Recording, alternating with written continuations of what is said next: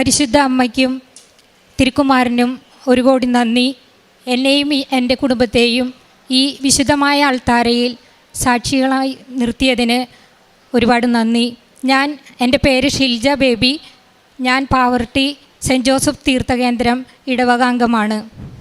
ഞാൻ ഉടമ്പടി എടുത്തതിന് ശേഷം എൻ്റെ വ്യക്തിപരമായ ജീവിതത്തിലും കുടുംബത്തിലും ഒരുപാട് ആത്മീയമായ ഉണർവുണ്ടായി.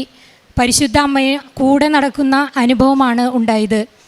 ഞാൻ ഒന്നാമതായി നിയോഗം വെച്ചത് പരിശുദ്ധാത്മാവിനാൽ എന്നെയും എൻ്റെ കുടുംബാംഗങ്ങളെയും നിറച്ച് വിശുദ്ധിയിൽ ജീവിക്കുവാൻ ഇടവരുത്തണമേ എന്നായിരുന്നു.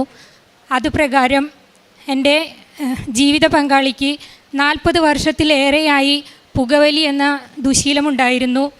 അപ്പോൾ ഈ സന്നിധാനത്തിലേക്ക് കടന്നു വരുമ്പോൾ അദ്ദേഹം പറഞ്ഞു, നീ എനിക്ക് വേണ്ടി നിയോഗം വയ്ക്കണമെന്ന്. പക്ഷെ ഞാൻ കടന്നു വന്നപ്പോൾ എനിക്ക് അമ്മ പറയുന്നതായി തോന്നി, ഇത് നിയോഗം വെക്കേണ്ട ആവശ്യമില്ല, എൻ്റെ കണ്ണിൽ നോക്കി നീ ഈ നിയോഗം പറഞ്ഞാൽ മതി. ഭർത്താവിനോടും അതുപ്രകാരം ഞാൻ പറഞ്ഞു, അമ്മയെ നോക്കി ഇതൊന്ന് പറഞ്ഞാൽ മതിയെന്ന്. അമ്മ അത് സാധിച്ചു തരുമെന്ന്.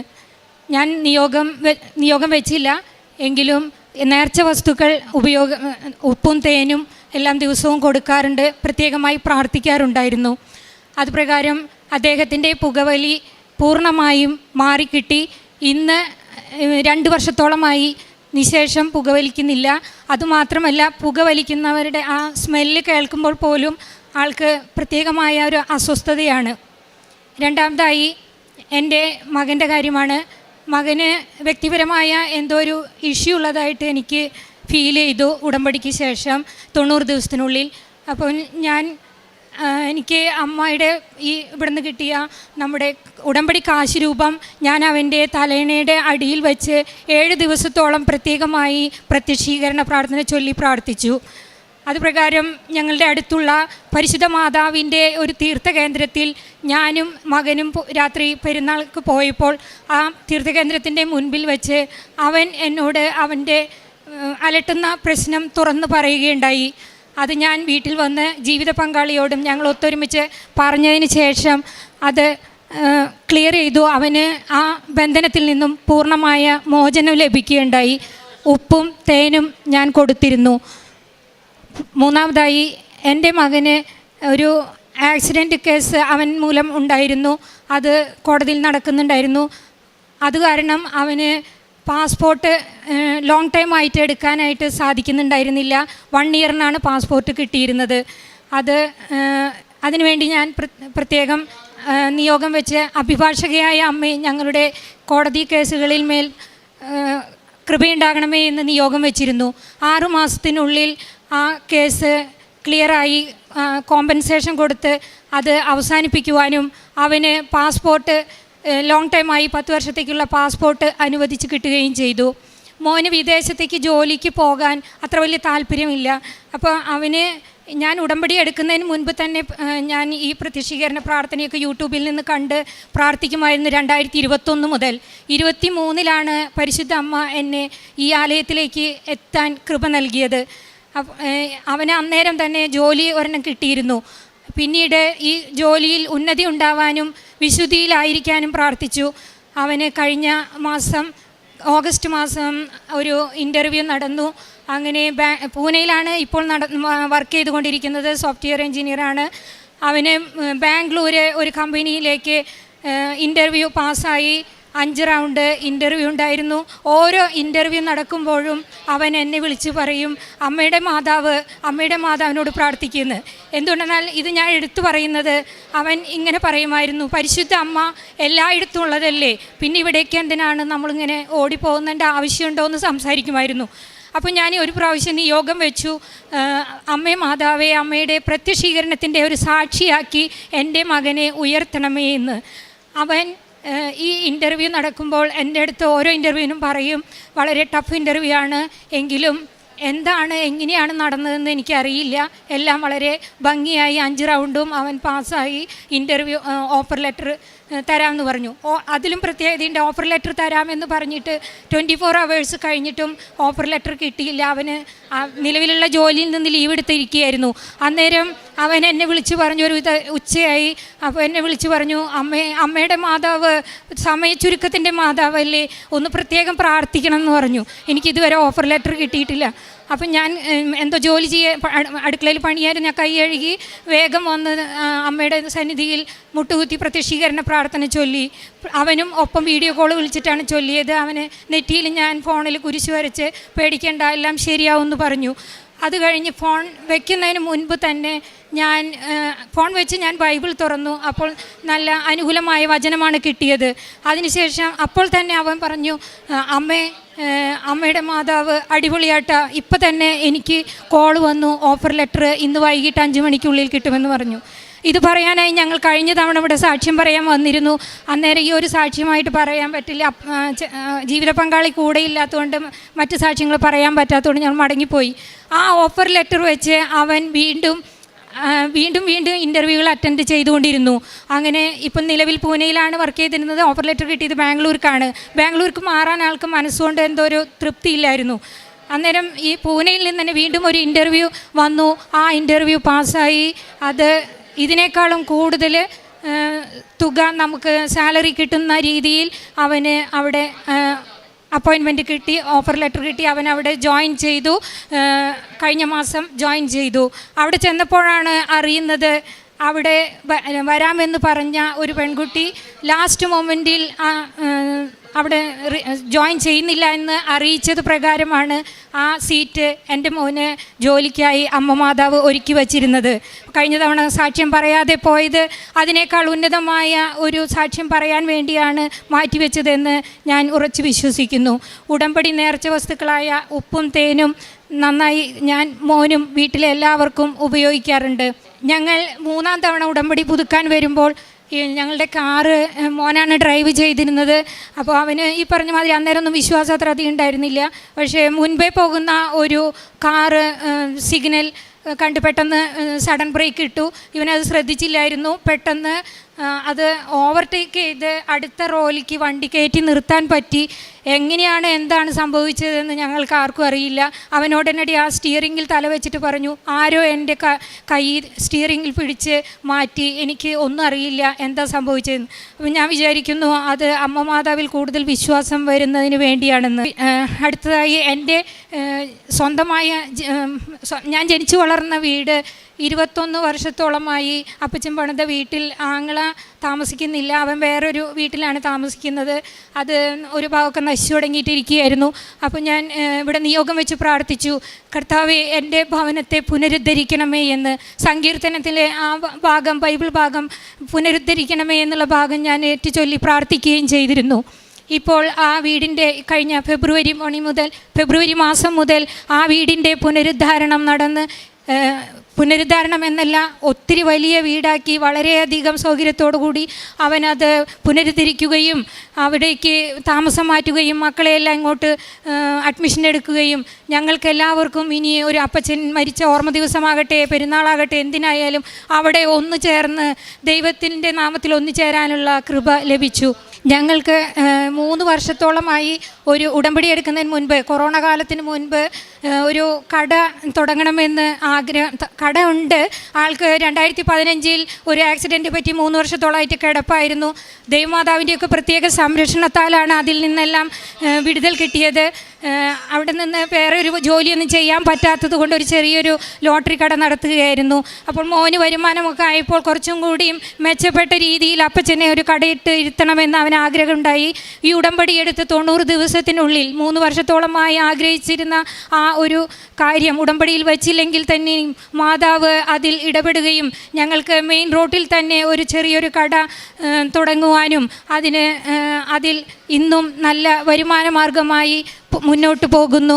അമ്മയുടെ ഇവിടെ നിന്ന് ഞാൻ വാങ്ങിയ തിരുസ്വരൂപം ആ കടയിൽ പ്രതിഷ്ഠിക്കുകയും ഉപ്പും തേനും ഉപ്പ് വിതറുകയും ഒക്കെ ചെയ്തിരുന്നു. നല്ല രീതിയിൽ ആ കട മുന്നോട്ട് പോകുന്നു. ഈ കാരുണ്യ പ്രവൃത്തികളായി ഞാൻ ചെയ്യുന്നത്, ഞങ്ങൾ ഒത്തിരി വേദനകൾ അനുഭവിച്ചിട്ടുള്ളത് കൊണ്ട് രോഗികളായവരുടെയും വേദനിക്കുന്നവരുടെയും വിഷമം ഞങ്ങൾക്ക് പെട്ടെന്ന് മനസ്സിലാവും. അപ്പോൾ അതുകൊണ്ട് രോഗികളായി കഴിയുന്ന എല്ലാ മക്കളെയും, ഞങ്ങളുടെ അടുത്തുള്ളവർ രോഗികളാണെന്ന് കേട്ടാൽ ഒരു ഞായറാഴ്ച അവധി കിട്ടിയാൽ ഓടിപ്പോയി അവരെയൊക്കെ കണ്ട് അവരോട് സംസാരിക്കും.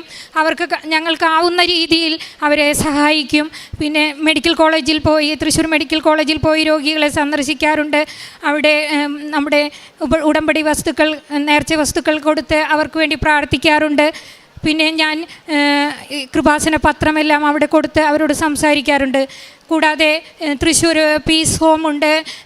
വളരെയധികം തളർന്ന് വർഷങ്ങളോളം കിടപ്പായിട്ടുള്ള രോഗികളായ സ്ത്രീകളും പുരുഷന്മാരും കുഞ്ഞുമക്കളും കഴിയുന്ന ഒരു സ്ഥാപനമുണ്ട്. അവിടെ പോയി അവർക്ക് വേണ്ടതായ ശുശ്രൂഷകൾ ചെയ്യാറുണ്ട്. അവർക്ക് ഭക്ഷണമെല്ലാം വാരി കൊടുക്കണം, അവരോട് സംസാരിക്കണം. അവർക്ക് നമ്മളൊക്കെ ചെല്ലുമ്പോൾ വളരെയധികം സന്തോഷമാണ്. അത് തന്നെയല്ല, അവരുടെ വായിൽ നിന്ന് പറയുന്ന സംസാരം കേൾക്കുമ്പോൾ നമ്മളൊക്കെ എത്രയോ പിന്നിലാണ്. അവർ ദൈവത്തിൽ ആശ്രയിച്ച് ദൈവത്തിൽ സന്തോഷിച്ച് ജീവിക്കുന്നത് കാണുമ്പോൾ ഒന്നുമല്ല എന്ന് അവരുടെ അവസ്ഥയിലും അവർ നന്ദി പറഞ്ഞ് ജീവിക്കുന്നത് കാണുമ്പോൾ അതും കൂടി എനിക്ക് പഠിക്കാൻ സാധിച്ചു. അത് തന്നെയല്ല, അവർക്ക് പഴയ വസ്ത്രങ്ങളൊക്കെ, തുണികൾ അവർക്ക് നല്ലോണം വേണം. എല്ലാ ആവശ്യങ്ങളും ബെഡിൽ കിടന്നായതുകൊണ്ട്. അപ്പോൾ ഞാൻ അവിടെ പോയി ഞാൻ തുണികൾ മറ്റുള്ളവരെ നിന്നൊക്കെ ശേഖരിച്ചും എൻ്റെ കയ്യിലുള്ളതും ഞാൻ ബസ് കയറി പോയി അവിടെ കൊണ്ടു കൊടുക്കാറുണ്ട്. അവർക്ക് അതൊക്കെ വെട്ടി നമ്മൾ ഒരുക്കി കൊടുക്കണം. അതിനെല്ലാം അസിസ്റ്റേഴ്സിനെ ഞാൻ സഹായിക്കാറുണ്ട്. പിന്നെ പ്രേക്ഷിത പ്രവർത്തനമായിട്ട് പത്രം എല്ലാം കൊടുക്കും. പിന്നെ ആൾക്ക് ഈ ആക്സിഡൻറ്റ് മൂലം ഒരുപാട് സ്റ്റിറോയിഡുകളും മരുന്നുകളും കയറി കരൾ രോഗം ബാധിച്ചു. അത് 2023 തിരിച്ചറിഞ്ഞത്. ഇപ്പോൾ കരൾ രോഗം ഗ്രേഡ് 3 ആണ്. എങ്കിലും 6 മാസം കൂടുമ്പോഴുള്ള എൻഡോസ്കോപ്പിയും 1 വർഷം കൂടുമ്പോഴുള്ള സ്കാനിങ്ങും എല്ലാം ചെയ്യുമ്പോഴും 50% ഡാമേജ് ആയ കരളാണെങ്കിലും ഒന്നും കുഴപ്പമില്ല എന്നാണ് ഓരോ തവണയും ഡോക്ടേഴ്സ് നോക്കിയിട്ട് റിപ്പോർട്ട് നോക്കിയിട്ട് പറയാറ്. നിരന്തരം ഞാൻ നേർച്ച വസ്തുക്കളായ ഉപ്പും തേനും കൊടുക്കുന്നു. ഇങ്ങനെയെല്ലാം ട്രീറ്റ്മെൻറ്റിനായി ഞാൻ ഹോസ്പിറ്റലുകളിൽ പോകുമ്പോൾ ഉടമ്പടി നേർച്ച വസ്തുക്കളും അതുപോലെ തന്നെ ഞാൻ ഇവിടെ നിന്ന് എപ്പോഴും വരുമ്പോൾ അമ്മയുടെ കാശ് രൂപം കുറച്ച് വാങ്ങിക്കൊണ്ടു പോകും. അത് അർഹതപ്പെട്ടവർക്ക് കാണുന്നവർക്ക് കൊടുക്കാറുണ്ട്. എപ്പോൾ ഞാൻ ഡോക്ടറെ അടുത്ത് OP-യിൽ പോകുമ്പോഴും ഒരാളെയെങ്കിലും എനിക്ക് പ്രത്യേകമായി അമ്മ കാണിച്ചു തരും. അവരോട് സംസാരിക്കാനും അവരുടെ കാര്യങ്ങൾ കേട്ട് അവർക്ക് ആശ്വാസം കൊടുക്കാനും അതുപോലെ തന്നെ അമ്മയെക്കുറിച്ച് പറയാനും പത്രം കൊടുക്കാനും ശ്രമിക്കും. അതുപോലെ തന്നെ അവരുടെ നമ്പർ ഞാൻ കളക്ട് ചെയ്യും. അത് കഴിഞ്ഞ് ഞാൻ വാട്സപ്പിൽ നമ്മുടെ യൂട്യൂബിലെ ആരാധനയും മറ്റ് സാക്ഷ്യങ്ങളും എല്ലാം ഞാൻ അയച്ചു കൊടുത്ത് നിരന്തരം ഞാൻ അവരെ കോണ്ടാക്റ്റ് ചെയ്തുകൊണ്ടിരിക്കും. ഞാൻ അനുദിന ശുശ്രൂഷ, ഇവിടുത്തെ പ്രാർത്ഥന, ഡെയിലി ബ്രെഡ് എല്ലാവർക്കും അയച്ചു കൊടുക്കും. എൻ്റെ സ്റ്റാറ്റസായി ഇടും.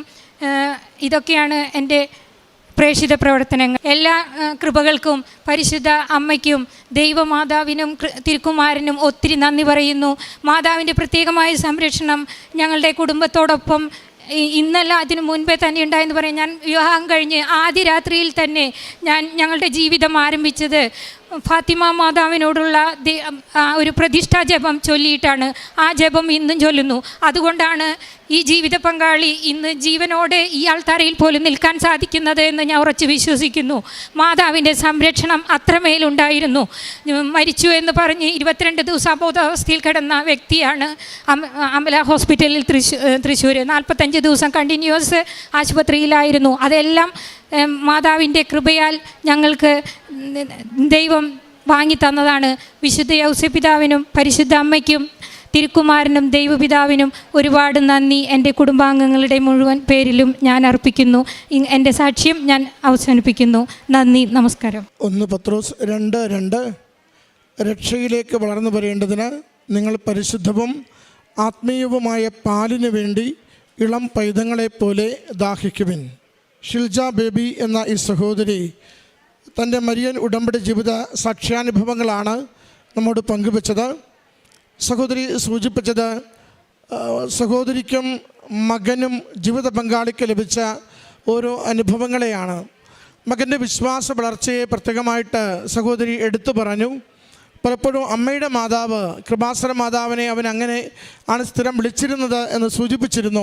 എല്ലായിടത്തും മാതാവ് ഉള്ളതല്ലേ, എങ്കിൽ അമ്മയുടെ മാതാവിനൊരിക്കൽ ഇത്ര ദൂരം തൃശ്ശൂർ നിന്ന് ഇവിടം വരെ വരേണ്ട കാര്യമുണ്ടോ എന്ന് ചോദിച്ചിരുന്ന ഒരു മനസ്സ് മകനെക്കുറിച്ച് അമ്മ സൂചിപ്പിക്കുന്നുണ്ട്.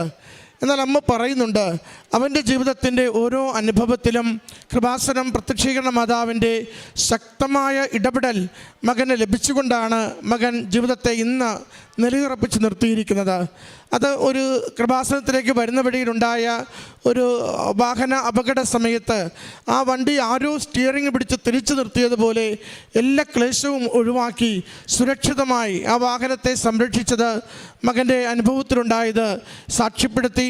മകൻ്റെ ജോലിക്ക് വേണ്ടിയുള്ള പരിശ്രമങ്ങളിൽ പലപ്പോഴും തടസ്സങ്ങൾ നേരിട്ടപ്പോൾ അവൻ പിന്നീട് ഓരോ ഇൻ്റർവ്യൂവിന് പോകുമ്പോഴും കൃത്യമായിട്ടും വീട്ടിൽ വിളിച്ച് അമ്മയുടെ മാതാവിനോട് പ്രാർത്ഥിക്കണമെന്ന് പറഞ്ഞ് ആ കൃപാസന മാതാവിൽ അവനുള്ള വിശ്വാസത്തെയും ശരണത്തെയും ഉറപ്പിച്ചുകൊണ്ട് അവൻ പങ്കെടുക്കുകയും ജോലി നേടുകയും ചെയ്തതിനെ അമ്മ സാക്ഷ്യപ്പെടുത്തി.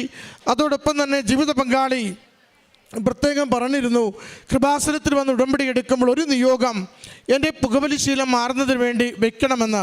എന്നാൽ അമ്മ പറയുന്നുണ്ട്, ഞാൻ ഇവിടെ വന്ന് മാതാവിൻ്റെ കണ്ണുകളിൽ നോക്കുമ്പോൾ മാതാവ് അത് നിയോഗത്തിൽ വെക്കേണ്ട, എന്നോട് നേരിട്ട് പറഞ്ഞാൽ മതി എന്ന് ഒരു സൂചന, ഒരു സന്ദേശം കൈമാറുന്നു. അമ്മയോട് അതുപോലെ തന്നെ ചെയ്യുന്നു. അമ്മയുടെ ജീവിത പങ്കാളിയുടെ പുകവലി മാറുന്നതിന് വേണ്ടി കമ്മ്യൂണിക്കേഷൻ ചെയ്തിട്ട് ഉടമ്പടി എടുത്ത് തിരികെ പോകുന്നു. ഇന്ന് സഹോദരൻ പുകവലിയില്ല, പുകമണം കേൾക്കുന്നത് പോലും എത്ര അസ്വസ്ഥത ഉളവാക്കുന്നുവെന്ന് കൂടി സാക്ഷ്യപ്പെടുത്തുകയാണ്. പ്രിയമുള്ളവരെ, ജീവിതത്തിൻ്റെ ഓരോ മേഖലകളെയും ദൈവം അനുഗ്രഹിക്കുന്നതും നമ്മൾ അമ്മ മാതാവിനോട് ചേർന്ന് സഞ്ചരിക്കുവാൻ ആഗ്രഹിക്കുമ്പോൾ കൂടുതൽ വിശുദ്ധമായ, കൂടുതൽ ദൈവകൃപയുള്ള, കൂടുതൽ സമാധാനമുള്ള, ഏതൊരവസരത്തിലും നമ്മളെ കൈവിട്ടു പോകാത്ത ദൈവിക സംരക്ഷണം അനുഭവിക്കുന്ന ജീവിതത്തിലേക്ക് നമ്മളെ മാറ്റുകയാണ്.